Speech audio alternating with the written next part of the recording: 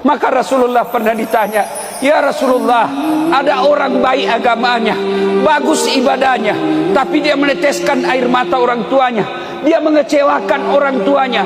Apa kata Nabi? Anak itu jangankan masuk surga, baunya surga dia tidak akan dapat.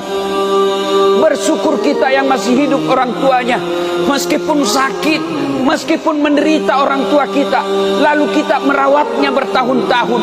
Ketahuilah, orang tua yang dirawat itu Allah tersenyum kepadamu karena engkau merawat orang tuamu. Tidak semua anak diberikan kesempatan untuk merawat orang tuanya. Umar bin Khattab pernah bertanya, "Ya Rasulullah, saya tahu tidak mungkin saya melihat wajahnya Allah di dunia, saya tahu tidak mungkin saya bisa melihat Allah di muka bumi ini, tapi saya mau ingin bagaimana supaya Allah tersenyum kepadaku." Maka Nabi menjawab, "Buatlah ibu bapakmu tersenyum, maka Allah pasti tersenyum."